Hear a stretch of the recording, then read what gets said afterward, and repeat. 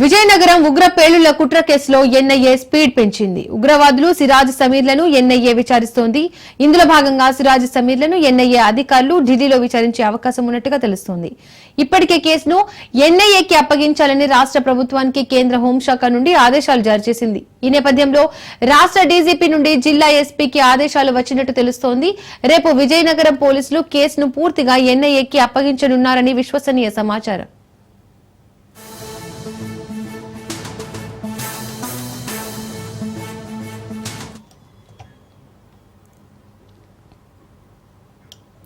ఇదే అంశానికి సంబంధించి మరికొంత సమాచారాన్ని మా ప్రతినిధి సౌమ్య అందిస్తారు. సౌమ్య, ఉగ్ర పేలుళ్ల కుట్ర కేసులో ఎన్ఐఏ అయితే స్పీడ్ పెంచింది. సమీర్, సిరాజ్ లను విచారిస్తోంది. అయితే డీటెయిల్స్ ఏంటి?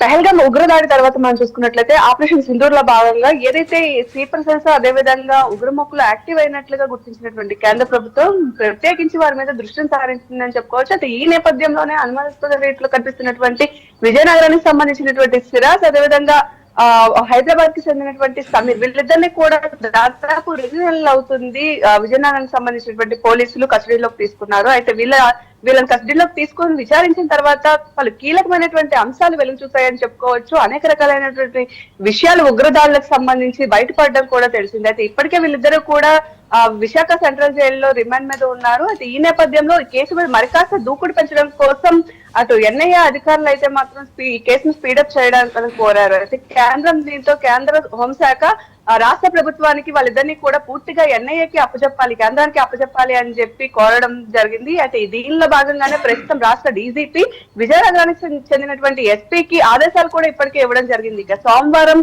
ఎన్ఐఏ బృందానికి సంబంధించినటువంటి సభ్యులు జిల్లా మెజిస్ట్రేట్ విజయనగరం జిల్లాకు సంబంధించినటువంటి మెజిస్ట్రేట్ దగ్గర వీళ్ళిద్దరినీ కూడా పూర్తిగా ఎన్ఐఏ ఆధీనంలో తీసుకోవడం కోరడం జరుగుతుంది. ఇక మంగళవారానికి దాదాపు వీళ్ళిద్దరిని కూడా పూర్తిగా ఎన్ఐఏ ఆధీనంలో తీసుకొని ఢిల్లీకి తీసుకువెళ్లి అక్కడ విచారణ అయితే చేపట్టాలని మాత్రం చూస్తున్నారు. అయితే ఈ 2 నెలల్లో కూడా పలుమార్లు విజయనగరానికి సంబంధించినటువంటి పోలీసులతో పాటు ఎన్ఐఏ బృందాలు అదేవిధంగా యాంటీ బాంబ్ స్క్వాడ్ బృందాలు అదేవిధంగా యాంటీ టెర్రరిస్ట్ స్క్వాడ్ వీళ్ళందరూ కూడా పలుమార్లు వచ్చి సిరాజ్ ని సమీర్ ని విచారిస్తుండగా ఈ భాగంలో అనేక రకాలైనటువంటి కీలక అంశాలు వెలుగు చూశాయి. అంతేకాదు వీళ్ళిద్దరికీ కూడా విదేశాలకు సంబంధించినటువంటి వ్యక్తులతో సంబంధాలు ఉన్నట్టు విధంగా అంతేకాకుండా వీళ్ళకి సంబంధించిన అకౌంట్స్ లో భారీగా విదేశాల నుంచి నగదు కూడా జమ అయినట్లుగా వీళ్ళ కుటుంబాలకు సంబంధించినటువంటి అకౌంట్ లో కూడా నగదు జమ అయినట్లుగా ఇప్పటికే పోలీసులు గుర్తించడం జరిగింది. ముఖ్యంగా చూసుకున్నట్లయితే అహిమ అనేటటువంటి ఒక సంస్థకు సంబంధించినటువంటి అంశాలన్నీ కూడా కీలకమైనటువంటి విషయాలన్నీ కూడా ఈ 2 నెలలకు సంబంధించినటువంటి దర్యాప్తులో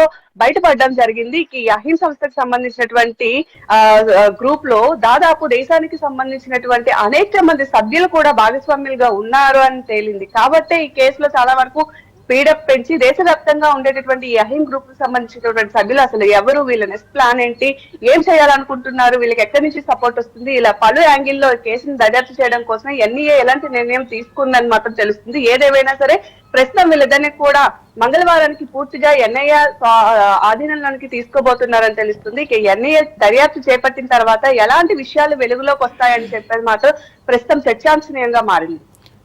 థ్యాంక్ యూ సౌమ్య.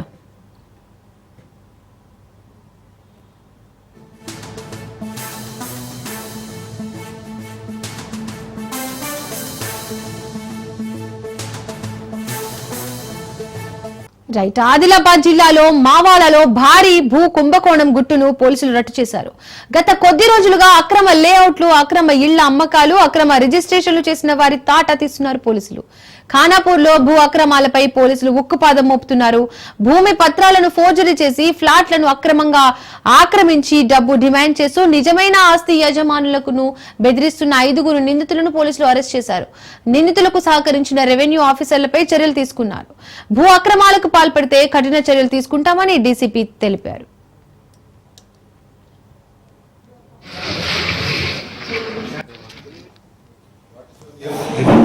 ముస్తాపూర్ ఆదిలాబాద్ ఆమె గౌరవ ఎస్పీ శ్రీ అఖిల్ మహాజన్ ఐపీఎస్ గారిని కలిసి కంప్లైంట్ కూడా జరిగింది.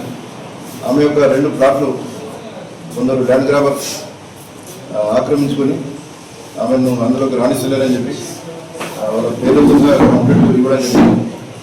ఆమె ఎస్పీ గారు ఆ కంప్లైంట్ను మామూలు కేసు రిఫర్ చేసి దీన్ని పర్ఫెక్ట్గా దర్యాప్తు చేసి దీని వెనుక ల్యాండ్ గ్రాబర్స్ ఎవరున్నా వారందరిపై కఠిన చర్యలు తీసుకోవాల్సిందిగా ఆదేశించండి. మా మావలా ఇన్స్పెక్టర్ స్వామి ఎస్ఐ ముజాహిద్ ఈ కేసును ఛాలెంజింగ్గా తీసుకొని 3/7/2025 రోజున రాత్రి 10 గంటలకు జానకొండ పోసాని ఇచ్చిన ఫిర్యాదు మేరకు కేసు నమోదు చేయడం జరిగింది. Crime number 317/25 under section 420, 467, 468, 471, 506, 384, 34 IPC కింద కేసు నమోదు చేసి దర్యాప్తు ప్రారంభించింది. 47 years, ముస్తాపూర్, ఆదిలాబాద్. ఆమె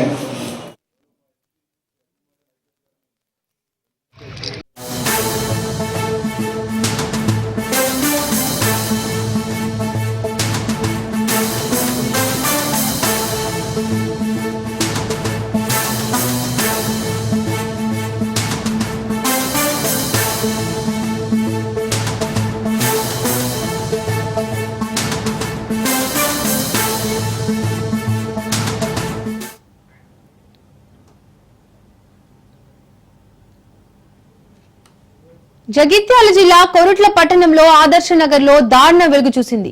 అభం శుభం తెలియని చిన్నారిని గుర్తు తెలియని వ్యక్తులు అత్యంత పాశవికంగా హతమార్చారు. జగిత్యాల జిల్లా కొరుట్లలోని ఆదర్శ నగర్ లో 5 ఏళ్ల చిన్నారి దారుణ హత్యకు గురైంది. ఈ ఘటన స్థానికంగా తీవ్ర కలకలం సృష్టిస్తోంది. దీంతో రంగంలోకి దిగిన పోలీసులు దర్యాప్తు ముమ్మరం చేశారు. బాలికపై అత్యాచారం చేసి హతమార్చినట్లు ఆనవాళ్లు లభించడంతో పోలీసులు ఈ కోణంలో విచారణ చేపడుతున్నారు.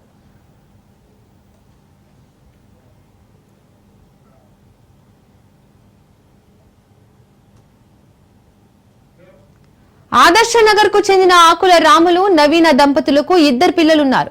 5 ఏళ్ల చిన్నారి హితిక్ష నిన్న సాయంత్రం 6 బయట ఆడుకుంటుంది. చిన్నారి కనబడకపోవడంతో తల్లిదండ్రులు, బంధువులు ఆందోళన చెందారు. గంట పాటు వెతికినా ఆచూకీ దొరకలేదు. దీంతో పోలీసులకు సమాచారం అందించారు. సమాచారం అందుకున్న పోలీసులు వెతకడం మొదలు పెట్టారు. చివరికి వారి ఇంటి దగ్గరలోని విజయ్ అనే ఇంటి బాత్రూమ్ లో రక్తపు మడుగులో చిన్నారి పడి ఉంది. హుటాహుటిన ఆసుపత్రికి తరలించిన బంధువులు అప్పటికే చిన్నారి మృతి చెందినట్లు వైద్యులు తెలిపారు. 5 ఏళ్ల చిన్నారిని గొంతు కోసి హత్య చేసినట్లు పోలీసులు చెబుతున్నారు. సంఘటనా స్థలానికి చేరుకుని విచారణ చేపట్టారు పోలీసులు.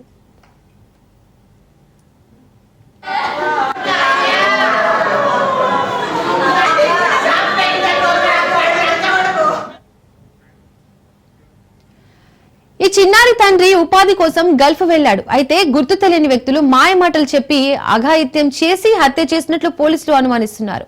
ఈ ఘటనకు సంబంధించి చుట్టుపక్కల వారిని విచారిస్తున్నారు. ఇటీవల గంజాయి బ్యాచ్ ఆగడాలు పెరిగిపోయాయి. ఆ పరిసర ప్రాంతంలో ఎవరైనా సంచరించారేమోనని వారిపై నిఘా పెట్టారు పోలీసులు. ఈ సంఘటనతో స్థానికులు భయభ్రాంతులకు గురవుతున్నారు. నిందితులను పట్టుకుని కఠిన చర్యలు తీసుకోవాలని డిమాండ్ చేస్తున్నారు. చిన్నారి మృతదేహాన్ని పోస్టుమార్టం నిమిత్తం తరలించిన పోలీసులు కేసు నమోదు చేసుకుని దర్యాప్తు చేపట్టారు.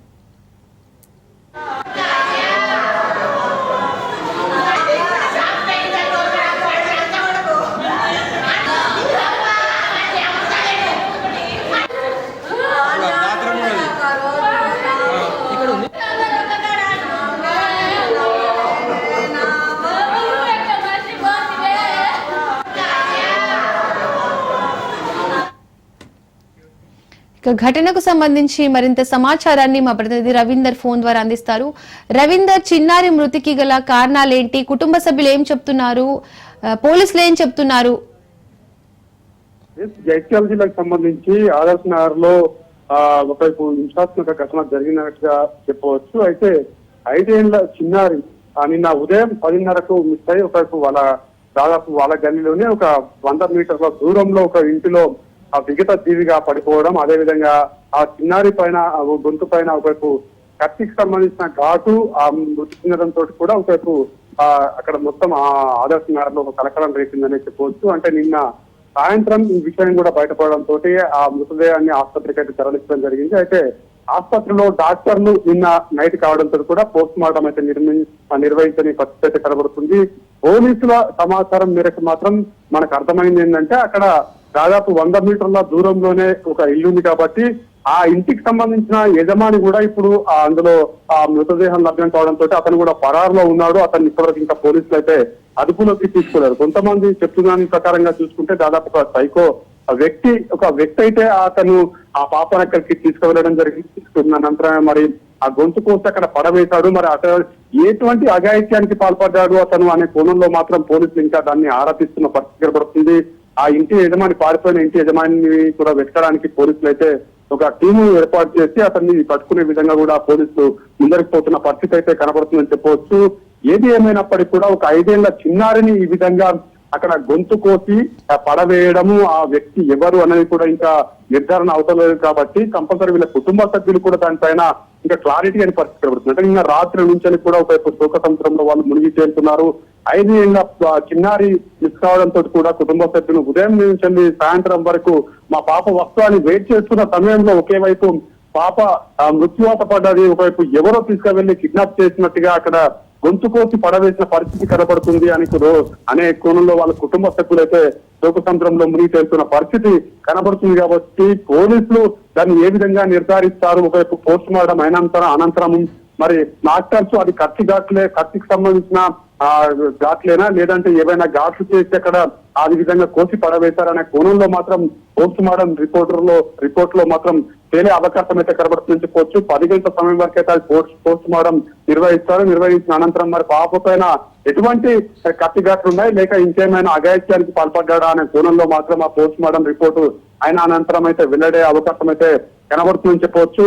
పోలీసులు దీన్ని ప్రతిష్టాత్మకంగా తీసుకోవడం జరిగింది. ఎందుకంటే 5 ఏళ్ల చిన్నారి అదే వాడకట్లో ఒక 100 మీటర్ల దూరంలో ఒక ఇంట్లో పడిపోవడం, అదేవిధంగా కత్తిఘాట్లు ఉండడం, అదేవిధంగా ఇంటి ఓనర్ కూడా మిస్ అయ్యాడు కాబట్టి మరి దీంట్లో ఏముందనే కోణంలో మాత్రం పోలీసులు ఇంకా దీన్ని దర్యాప్తు చేస్తున్న పరిస్థితి అయితే కనబడుతుందని చెప్పవచ్చు.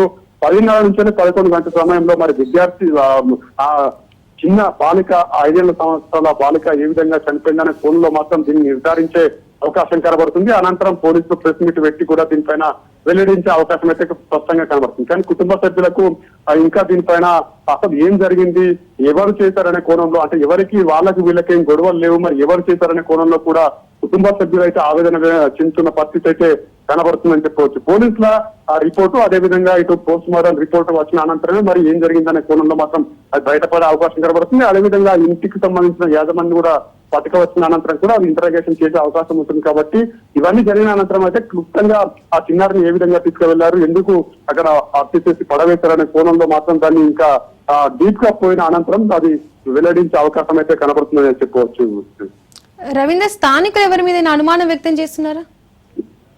అయితే అదే ఇల్లు అంటే ఆదర్శ నగర్కి సంబంధించి దాదాపు వీళ్ళ ఇంటికి ఆ ఇంటికి ఒక 100 మీటర్ల దూరం ఉంది కాబట్టి మరి ఆ వ్యక్తి అక్కడ నుంచి పాపను ఎందుకు తీసుకువెళ్ళడం జరిగింది? ఆ పాప మరి ఆడుకున్నట్టు వెళ్ళిందా, ఎందుకంటే ఉదయం వేళలో ఆ పాప కూడా ఒకవైపు స్కూల్ కు వెళ్లే అవకాశం ఉంది, కానీ ఆ స్కూల్ కు వెళ్లకుండా ఇక్కడ తిరగడము అటు వెళ్ళడము, మరి అతనే తీసుకువెళ్ళాడా? అసలు వీళ్ళకు కుటుంబ సభ్యులకు ఏం గొడవలు లేవని కూడా వీళ్ళ కుటుంబ సభ్యులైతే చెప్తున్న పరిస్థితి కనబడుతుంది. మరి ఆ పాపను ఆ సైకో వ్యక్తి లేకపోతే అతను సైకో వ్యక్తి ఎందుకు ఆ విధంగా తీసుకువెళ్ళడం జరిగింది? ఎందుకు అట్లా ఒకవైపు మర్డర్ చేసి అక్కడ పడవేశాడు? ఏమైనా ఇంకా అఘాయిత్యాలు జరిగాయా అనే కోణంలో మాత్రం కుటుంబ సభ్యులకు కూడా ఇంకా ఏం అర్థమని పరిస్థితి అయితే కనబడుతుందని చెప్పవచ్చు. అయితే వాళ్ళకి వీళ్ళకైతే ఎటువంటి గొడవలు లేవని వీళ్ళ కుటుంబ సభ్యులు చెప్తున్న పరిస్థితి కనబడుతుంది. మరి అతను సైకో వ్యక్తా లేకపోతే ఎందుకు తీసుకువెళ్ళడం జరిగింది ఇంకా అనేది ఇంకా పోలీసులు దాన్ని తీసుకుపోయి దాంట్లో ఏమున్నాయో వివరాలు సేకరించిన అనంతరమే దాన్ని బయటపెట్టే అవకాశం అయితే కనబడుతుందని చెప్పవచ్చు. కుటుంబ సభ్యులకు ఈ మిస్ అయిన అంటే ఆ ఇంటి యజమానికి సంబంధించి ఎటువంటి గొడవలు అయితే లేవని కుటుంబ సభ్యులు చెప్తున్న పరిస్థితి అయితే కనబడుతుందని చెప్పవచ్చు. Right, thank you Ravindra.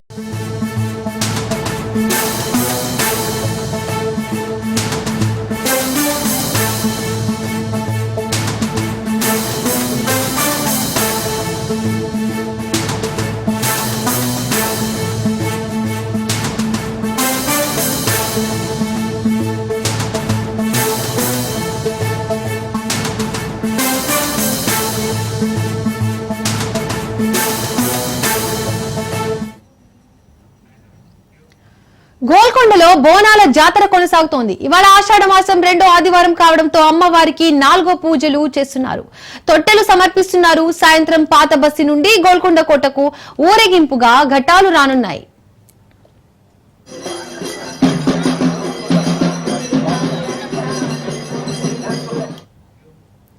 ఇక గోల్కొండలో బోనాల జాతర విశేషాలను అందించడానికి మా కొలీగ్ సిరిసాగర్ లైవ్ లో ఉన్నారు. సిరిసాగర్,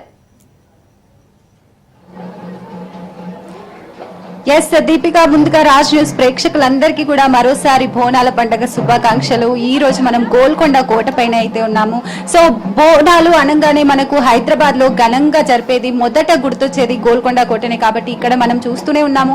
ఆషాఢం తర్వాత గురువారం రోజు అయితే బోనాలు స్టార్ట్ అయిపోయాయి. అప్పటి నుంచి కూడా అంగరంగ వైభవంగా అయితే గోల్కొండ కోట అంతా బోనాల జాతర జరుగుతుందని చెప్పుకోవచ్చు. సో మనం లాస్ట్ సండే కూడా చూసాం కదా. సో ఆల్మోస్ట్ 5 lakhs మెంబర్స్ వరకు దర్శించుకున్నారు అమ్మవారిని, జగదాంబిక అమ్మవారిని. ఈ రోజు కూడా 3 లక్షల నుంచి 5 లక్షల వరకు భక్తులు తరలి వచ్చే అవకాశం ఉందని అయితే చెప్తున్నారు. మనం గోల్కొండ కోటలో ప్రస్తుతం చూస్తే గనక భక్తులందరూ కూడా మార్నింగ్ తెల్లవారుజాము నుంచే కూడా గోల్కొండ కోటపైకి అయితే తరలి వస్తున్నారు. జగదాంబిక అమ్మవారికి బోనాలు సమర్పించేందుకు అయితే తరలి వస్తున్నారు. సో ఇక్కడ ఉన్న 350 మెట్లకి పైగా బొట్టుతో, కుంకుమ, పసుపుతో మెట్లని అలంకరించుకుంటూ అమ్మవారి నామస్మరణ చేసుకుంటూ గోల్కొండ కోటపైకి అయితే ఎక్కి వాళ్ళ మొక్కులు అయితే చెల్లించుకుంటున్నారు, బోనం సమర్పించుకొని. అలాగే ఇక్కడ నాగదేవత పుట్ట అయితే ఉంటుంది, ఇక్కడ మనం విజువల్స్ లో చూస్తున్నాం కదా. సో ఇక్కడ మొదట అమ్మవారికి నైవేద్యం సమర్పించి, అలాగే పైన దేవతకి కూడా, జగదాంబిక ఎల్లమ్మకి కూడా నైవేద్యం సమర్పించి మళ్ళీ తిరిగి కిందికి వచ్చి ఇక్కడ జంతు బలులు అయితే చేసుకుంటూ ఉంటారు. సో వాళ్ళ కోరికల మేరకు కోరికలు తీరాలని, లేకపోతే తీరిన కోరికలకు సంబంధించి మొక్కులన్నీ కూడా ఇక్కడ చెల్లించుకుంటారు. అలాగే గోల్కొండ కోట పైన ఈ రోజు సాయంత్రం ఘట్టాల ఊరేగింపు అయితే జరుగుతుంది. సో పాత బస్తీలోంచి ఘట్టాల ఊరేగింపు సాయంత్రం అయితే ఇక్కడికి ఘట్టాల ఊరేగింపు ఘనంగా జరుగుతుందని చెప్పుకోవచ్చు. అలాగే తొట్టెలు సమర్పిస్తున్నారు, బోనాలు సమర్పిస్తున్నారు. ఎవరికి తోచినట్టుగా వాళ్ళు అమ్మవారిని స్మరించుకుంటూ అమ్మవారి పైకైతే ఎక్కి అమ్మవారిని దర్శించుకుంటున్నారు. ఇక్కడ చిన్న పెద్ద అని ఏం తేడా లేదనమాట. ఈ జనరల్ గా మనకి సండే అనగానే, సో బోనాల ఆషాఢం వచ్చిందంటే సండే అనగానే బోనాలు గుర్తొస్తాయి కదా. సో ఈ రోజు సండే కాబట్టి ఇక్కడ 4వ పూజ అయితే జరుగుతుంది అమ్మవారికి, జగదాంబిక అమ్మవారికి. నవధాన్యాలతో మనకి తొట్టెలైతే నిర్మించి నవధాన్యాలతో పూజ చేస్తూ ఉంటారు, తొట్టెలు సమర్పించుకుంటూ ఉంటారు. ఇక్కడ అంతా కూడా అంగరంగ వైభవంగా జరుగుతుందని చెప్పొచ్చు. కట్టుదిట్టమైన భద్రత నడుమ బోనాల పండగ అయితే గోల్కొండ కోట అంతా ఉంది. డప్పు చప్పులతో బోనాల పండుగని గోల్కొండ కోట అంతా మారుమోగిపోతున్నాయని చెప్పుకోవచ్చు. హైదరాబాద్ అంతటా కూడా, గోల్కొండ కోట ఒక్కటే కాదు, హైదరాబాద్ అంతటా కూడా ఇదే సందడి వాతావరణం కదా. ఆషాఢం గురువారం రోజు నుంచి మొదటి బోనం కూడా మనకి ఇక్కడి నుంచే స్టార్ట్ అయింది కాబట్టి, గోల్కొండ కోట నుంచే మొదటి బోనం స్టార్ట్ అయింది కాబట్టి హైదరాబాద్ అంతటా కూడా ఇదే సందడి ఉందని చెప్పుకోవచ్చు. మనం బల్కంపేట ఎల్లమ్మ కావచ్చు, సికింద్రాబాద్ ఉజ్జయిని కావచ్చు, ఏ టెంపుల్ చూసుకున్నా చిన్న చిన్న టెంపుల్స్ కూడా, వాళ్ళకు సమీపంలో ఉన్న చిన్న చిన్న టెంపుల్స్ కి కూడా పెద్ద ఎత్తున బోనాలను అయితే సమర్పిస్తూ ఉంటారు. జగదాంబిక అమ్మవారికి, ఎల్లమ్మకి, రేణుకెల్లమ్మకి, ఇలా గ్రామ దేవతలందరికీ కూడా వాళ్ళ బోనాలను అయితే సమర్పించుకుంటూ ఉంటారు. ఇక్కడ మనకి కొందరు భక్తులు ఉన్నారు, వాళ్ళతో మాట్లాడే ప్రయత్నం అయితే చేద్దాము. బోనాల పండుగ ఏ విధంగా సెలబ్రేట్ చేసుకుంటున్నారు ఏంటి అని చెప్పేసి. హాయ్ అండి, నమస్తే. నమస్కారం అండి, మీ పేరు? నమస్కారం అమ్మ. ఎలా అనిపిస్తుంది బోనాల పండుగ? బోనా పండుగ రంగ వైభవంగా అనిపిస్తుంది. ఇక్కడ ఇది 4వ పూజా కార్యక్రమము. ఈరోజు దాదాపు ఒక 15-20 వివిధ ప్రాంతాల నుంచి తొట్టెలు వస్తాయి. ఇక్కడ అమ్మవారు ఇది పూర్వకము, ఎప్పుడో ఒక జమానా నుంచి ఇది ఆచారం ప్రకారము ఇక్కడ అమ్మవారికి, గోల్కొండ ఎల్లమ్మకు ఇక్కడ తొట్టెల సమర్పించి వివిధ బస్తీలలో అందరు బాగుండాలని ఆ గ్రామ దేవతల నుండి, అక్కడ బస్తీల నుండి తొట్టెల ఊరేగింపుగా కుటుంబ సమేతంగా బోనాలు సమర్పించుకుంటూ ఆడుతూ పాడుతూ ఇక్కడ వివిధ ప్రాంతాల నుండి, అక్కడ 18-20 ప్రాంతాల నుండి ఇక్కడ గోల్కొండకు విచ్చేస్తారు. ఇక్కడ మాకు ఇప్పుడిప్పుడే బోనాల ఉదయం 5 గంటల నుంచే బోనాలు ఇక్కడ ఎల్లమ్మకు సమర్పించుకుంటున్నారు. మనకు మొదటి పూజా కార్యక్రమంలో మాకు పెద్ద ఎత్తున మన దేవాదాయ శాఖ మంత్రి వర్యులు వారు మాకు కొండ సురేఖగా, అదేవిధంగా మరి మంత్రివర్యులు పొన్నం ప్రభాకర్ గారు, మరి అదేవిధంగా అనిల్ కుమార్ యాదవ్ గారు, విధంగా గడ్డం ప్రసాద్ గారు, మరియు మరి ఇక్కడ వివిధ మంత్రులు, మేయర్, ఇక్కడ వివిధ శాఖ మంత్రులు అందరూ విచ్చేసి, వివిధ పార్టీల నాయకులు విచ్చేసి ఈ యొక్క కార్యక్రమంలో బోనాలు ఆచారం ప్రకారం పట్టు వస్త్రాలు సమర్పించి ఇక్కడ విచ్చేశారు గోల్కొండ ఎల్లమ్మకు. అక్కడ అన్ని మీడియా మిత్రులకు కూడా నేను ప్రత్యేకంగా ధన్యవాదాలు తెలుపుతున్నాను. వారు కూడా గత 4 వారాల నుంచి ఎలాంటి ఇబ్బందులు కలగకుండా అన్ని అడిగి తెలుసుకుంటాడు. మీడియా సోదరులకు, రాజ్ న్యూస్ ఛానల్ వారికి నేను ప్రత్యేకంగా ధన్యవాదాలు తెలుపుతున్నాను. నా పేరు లంగరోజ్ ఆరేళ్ల సిరిశైలం యాదవ్, లంగరోజ్ అఖిల భారత యాదవ్ సంఘం అధ్యక్షుడు. థ్యాంక్ యూ అండి. మీరు చెప్పండి, బోనం సమర్పించారా అమ్మవారికి? అమ్మవారికి మేము 40 సంవత్సరాలుగా ఇక్కడికి అమ్మవారు కొంగు బంగారమ్మ ఏ కోరికలు మొక్కినా కానీ అమ్మవారు మనకు నెరవేర్చడం జరుగుతుంది. అనుకున్న కోరికలు ఎల్లమ్మ జగదాంబిక అమ్మవారు గోల్కొండ ప్రాంగణంలో ఆషాఢంలో బోనాల పండుగ ఇక్కడే ప్రారంభమై ఇక్కడే ముగించడం జరుగుతుంది. ఇక్కడ ప్రత్యేకత ఏంటంటే తెలంగాణలో గోల్కొండలో ప్రారంభమవుతుంది, ఇక్కడనే ముగించడం జరుగుతుంది. మన అమ్మవారు అనుకున్న కోరికలు అందరికీ కూడా జరుగుతాయి. ఇక దేవాదాయ శాఖ వాళ్ళు మనకు ఇది 6వ పూజ, మనకు ఇక్కడి నుంచి లంగరోడ్ నుంచి పెద్ద ఎత్తున తొట్టెల మన కార్యక్రమం జరిగింది. ఈ రోజు కూడా దాదాపు 4 నుంచి 5 లక్షల వరకు జనాలు రావడం జరుగుతుంది.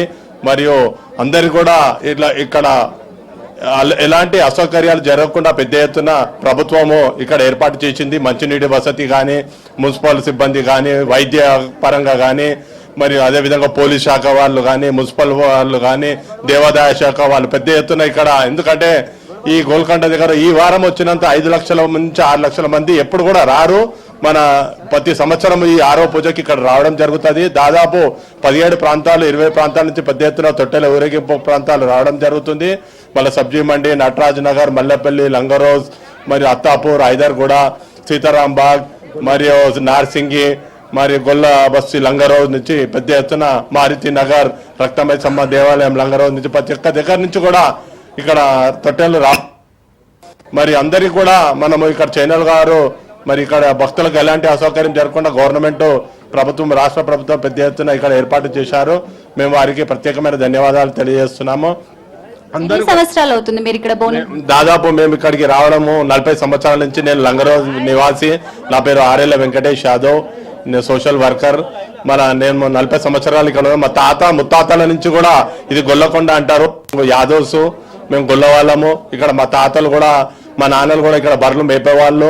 మళ్ళీ వాళ్ళు కూడా ఆ స్థలం నుంచి కూడా మేము ఇక్కడ వచ్చి వారి ఆశయాలు మేము అమ్మవారికి పట్టు వస్త్రాలు మరియు బోనం చేసి అమ్మవారికి పరమాన్నం మరి ఇక్కడ పుట్టు దగ్గర పట్టు పోసి ఇక్కడి నుంచి ప్రారంభమై అమ్మవారి దగ్గరికి మేము నడుచుకుంటా మరి అమ్మవారికి బొట్లు కూడా మేము మెట్టు కూడా బెట్లు పెట్టడం జరుగుతుంది. మా ఫ్యామిలీ మెంబర్స్ మరియు ఈ యొక్క అవకాశం ఇచ్చిన రాజ్ ఛానల్ వారికి ప్రత్యేకమైన ధన్యవాదాలు తెలియజేస్తాను. థ్యాంక్ యూ అండి. సో చూసారు కదండి, సో ఇక్కడ అంగరంగ వైభవంగా బోనాలు కదా, మెట్టుకు కూడా పసుపు కుంకుమ బొట్లు పెట్టి బోనం పెట్టుకొని అమ్మవారి నామతో కోటపైకి నైవేద్యం సమర్పించి అలాగే కిందికి వచ్చి మళ్ళీ కత్సాకతో వాళ్ళకి సంబంధించిన జంతు బలులు కానివ్వచ్చు, ఏవైనా కోరికలు కూడా అమ్మవారికి చెప్పుకొని అలాగే అమ్మవారికి తీర్చాల్సిన కోరికలన్నీ కూడా తీర్చుకొని ఈ రోజు అంతా కూడా ఇదే సందడి నెలకొంటుందని చెప్పుకోవచ్చు. ఆదివారం వస్తే ఇంకా ఎక్కువగా భక్తుల తాకిడి ఉంటుంది. ఈ రోజు ప్రత్యేకించి రైట్, థ్యాంక్ యూ శ్రీసాగర్.